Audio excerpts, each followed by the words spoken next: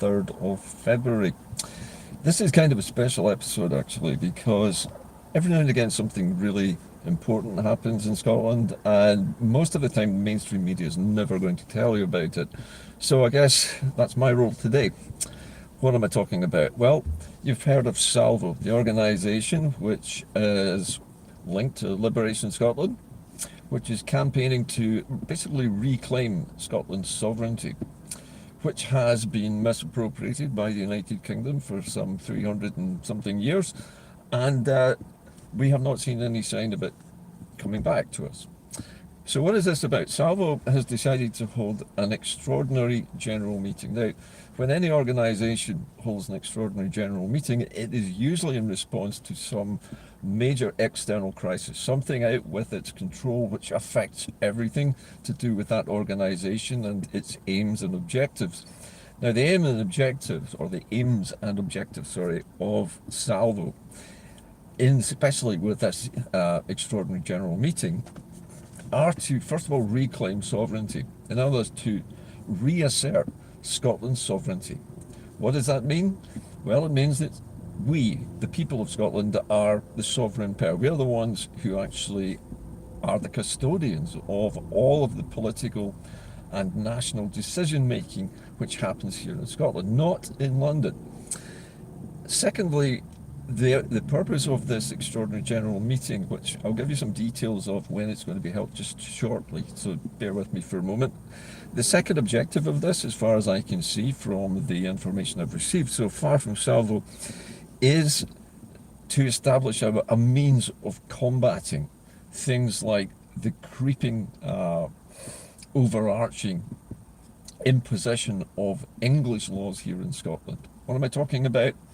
Well, let's take, for example, the Internal Markets Act, which was passed some years ago, which basically is a way in which London can interfere in decisions taken by the Scottish Parliament. So if the Scottish Parliament creates some legislation for the benefit of everyone in Scotland, it has to go for royal assent. Now, this the final sort of bit in the process of making something a law in Scotland is to seek the agreement of the monarch, which in this case is an imposed monarch, because King Charles isn't the King of Scotland. He can't be the King of Scotland because he's never taken the Scottish coronation oath. So, unfortunately, the Scottish Parliament, which is under oath to the King of England, King Charles, has to wait for that monarch to sign off on whatever legislation is given. And that can be vetoed. The King, for example, can be told, literally told, by Whitehall, by Westminster, not to give assent to something which Westminster doesn't like. In other words, they can veto any legislation which we create here in our own Parliament. Now that overrides our sovereignty. Some people say it rides roughshod over it. It stamps it into the ground. It's basically imposing England's will on Scotland's Parliament in an area which is not a part of the reserved powers. But that's an indication of loss of sovereignty. That's what we're talking about here. Salvo is going to try to rectify that by reasserting our popular sovereignty as Scots under our own laws. Which brings me, I think, to the last part of this, and creating laws to combat the encroachment of English legislation into Scotland, because there's going to be a lot of it. There already are signs that things like migration and the control of migration into the United Kingdom is being controlled centrally from London as a reserved power. And it's wielded in Scotland in the same way as it is in England to remove people who are undocumented from our midst, even if they have family here who've lived here for generations, even if there's somebody's dad who's coming over to settle here with the rest of the family, they can be booted out because of this English law. So what sovereignty is about, and regaining control over our sovereignty and our own legislation, is about asserting that authority. You may have read some time ago a document called the Edinburgh Proclamation, which was issued by Salvo several years ago, and is a document which allows the people of Scotland to sign it, to basically to verify that they agree with this document, which is asserting the Scots' sovereignty over their own future. So as well as that, we also have the consolidation of the claim of sovereignty. Now, the claim of right is a piece of legislation in Westminster which guarantees the right of that sovereignty. It says that the people of Scotland have the right to decide who rules them.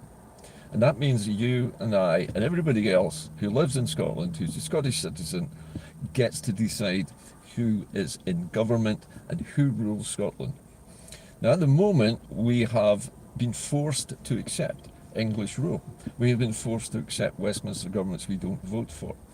So Salvo is taking this action to try to stamp our authority on this, ours as the sovereign authority here in Scotland.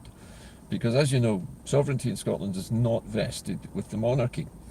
It's vested in what's known as the realm, the community of the realm, and that is all the people who live here within the Kingdom of Scotland. So, having said that, why are they doing this? Why has Salvo decided now is a critical time for us to really shout our loudest and make our presence known? The reasons are largely external. Salvo cites the chaos that is occurring around the world at the moment. What used to be known as the world order, the rules-based world order, in which America was I think you'd have to say, the predominant power in the globe, alongside Russia, China, perhaps India as major sort of mega powers. That has all been shaken up by Donald Trump. Donald Trump has basically torn up the rule book and has started making radical and huge changes to the way the United States is run and its external policies. He has pulled American troops out of certain places. Now he's decided he's going to go to war with Iran. He seems to have a whim of iron. He can change his mind just by reading a message on his phone and coming out with some new plan, some new policy, basically on the hoof, literally, just on the fly. So he's a very unpredictable leader. And as we know, he tends to bully people, belittle them. He expects other political leaders to humiliate themselves before him and beg and plead for assistance or trade deals with Trump. Trump sees everything as a business deal. He doesn't see politics, he just sees opportunities to make money. Now, because of all of that, and because of the chaos around the world of other countries breaking away from each other, the Russians invading Ukraine, the Chinese making, I think it's safe to say, military overtures about Taiwan. They're not invading Taiwan, but they are demonstrating their power in military hardware in the South China Sea. So with all of these potential threats and flashpoints, America has no longer got control over any of it. Trump isn't interested in any of it. He doesn't really care about it unless he can make money out of it, as he has suggested doing in Gaza, for example, by doing the property deal to turn Gaza into a holiday destination. Now, this is unthinkable, or would have been several years ago.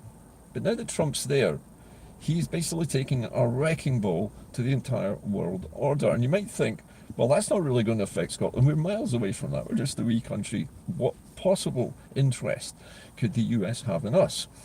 Well, I bet the Venezuelans thought that as well a few months ago. And suddenly, their elected leader is kidnapped. Now, whether their elected leader was popular or not, going in and kidnapping somebody's leader and then seizing oil tankers from that country and stealing their oil is an act of piracy on the high seas. And yet that was what Donald Trump was doing to Venezuela. Unfortunately, after he stole all these oil tankers and basically opened a bank account somewhere where he could control the income coming from that oil, he didn't know what to do after that.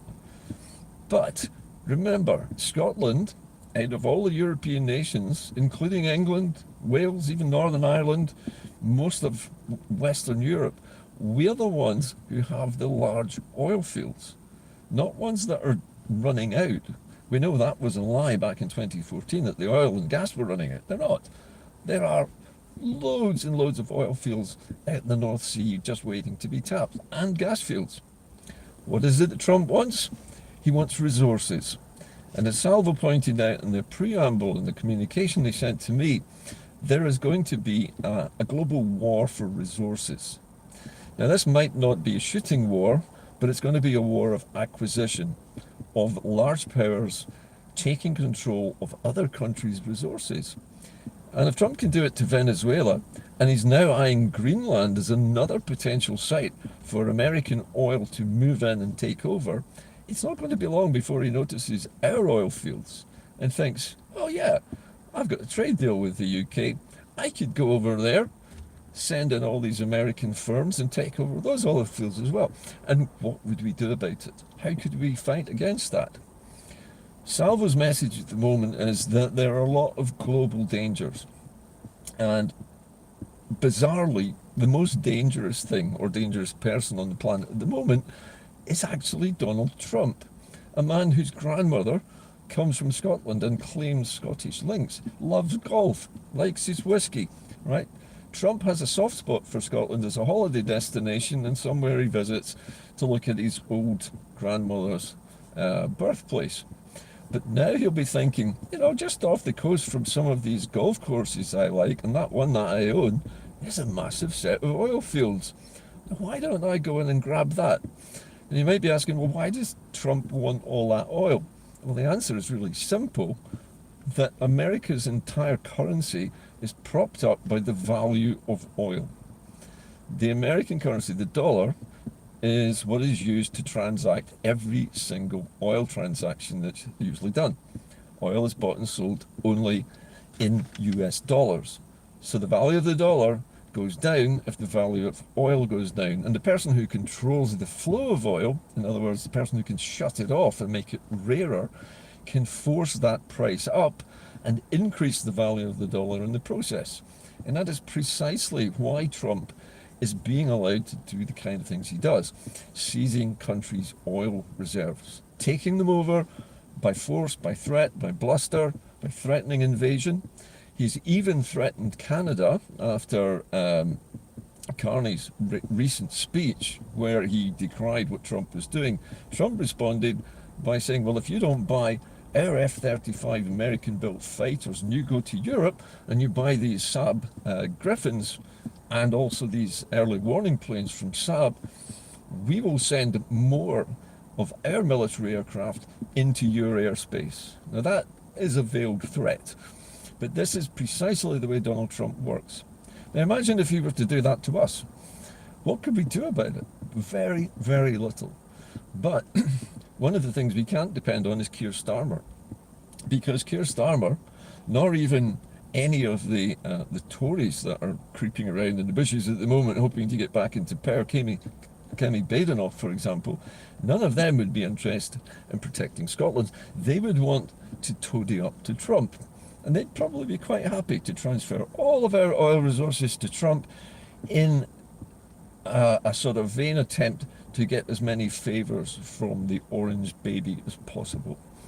So there's a huge danger to Scotland in this, that our future could be decided by the likes of Keir Starmer or Kemi Badenoch, responding to Trump's bullying and his threats of military action and incursions and seizures and so on. We've already had an oil tanker seized in our own waters by the Americans who kidnapped the two officers in charge of that ship and exported them to the United States to face trial. We had no way of defending against that. And of course, John Swinney recently requested urgently that the United Kingdom send naval vessels to Scotland to patrol its waters, presumably to protect against piracy by the Americans who are trying to seize oil tankers in our waters. Anyway, with all of this going on, Salvo has pointed out that there is a big threat to Scotland, a threat that we never thought we would face. And we need to man up a bit and woman up a bit and take charge of our own destiny. And that means shaking off Westminster control, defying their attempts to control us, and when it comes to voting, returning a massive pro-independence majority. I'm not telling you to vote SNP or ALBA or ISP or the Greens. But however you vote, it's important not to vote for any unionist parties. In Wales at the moment, it's beginning to look as if there is a centre of political gravity shift away from the UK Labour Party and towards Plaid Cymru, which is of course the equivalent of the SNP in Wales. Plaid Cymru is in a position now that if they win enough seats, and it looks like the Greens will also win a good number of seats in Wales, they could set up a very similar type of government structure in Wales, shutting out all the unionist parties, and Plaid would form the government with the support of the Welsh Greens. Now, if that happens, and Scotland returns a pro-independence majority as well, either with the SNP and the Greens or some other combination, that's two of the Celtic nations that have already decided they want to break away from London rule. Keir Starmer's going to panic. How is he going to wrestle control back over Wales and Scotland? And in 2027, the province of Northern Ireland will have a vote as well. They have a general election too. And imagine if they decide to elect a nationalist government that wants to return the northern parts of Ireland back into the Republic. Starmer would be in an absolute bind. The pressure on him would be enormous, and I can't see Kimi Badenoch riding to the rescue and getting elected as a Tory Prime Minister, being able to counter that in any meaningful way other than by force. And it's very difficult to force people to do something when the majority of people in the three Celtic nations have already said they don't want you anymore and they want to rule themselves. So there is a gathering storm at the moment for the United Kingdom, and it's being propelled by the panic that's ensuing from what's going on with Trump and the rest of the world. Britain has now cut its ties with Europe. It's far weaker than it's ever been. It has no real allies in Europe. And now America is possibly, maybe, going to come after our oil as well, because we seem nice and friendly, easy to walk over, and, you know, the British government will just do whatever Trump says. So Scotland is at threat. You know, it's in a threat situation. We don't know whether Trump is going to come over here with shiploads of Marines, God knows, warships, whatever he wants to do, to seize control of our oil fields and install his own oil companies on those fields and just take them over. Because that's what he's been doing to Venezuela, and that's what he's planning for the Greenlanders as well. Anyway, so this is the reason. When is this EGM? Well, the EGM of Salvo is taking place on the 21st of this month, of February, which is, 18 days from now, in Glasgow. Now, at the moment, I don't have the venue address yet, but as soon as I get news of that, I'll pass it on to you. Anybody who's a Salvo member, and remember, Salvo doesn't charge you a lot of money to join. You can join Salvo pretty much for nothing. If you're a Salvo member and you get this email inviting you to the EGM, they want everyone to turn up. This is not just for people who want to sit and talk to you themselves, you know, hear their own voices. This is for you to go along, bring your passion, bring your ideas about how we should fight back, how we reclaim our sovereignty, how we assert ourselves in the midst of this chaos and confusion. Anyway, that is it from me today. I hope you found that interesting. There's a lot of other things going on at the moment in the world, but that is my focus right now. As usual, I want you to keep writing into the show. I want you to comment on what I've been saying, ask questions, correct me if I've made mistakes, and of course keep the faith. And I'll see you next time on Inde-Car. Bye for now.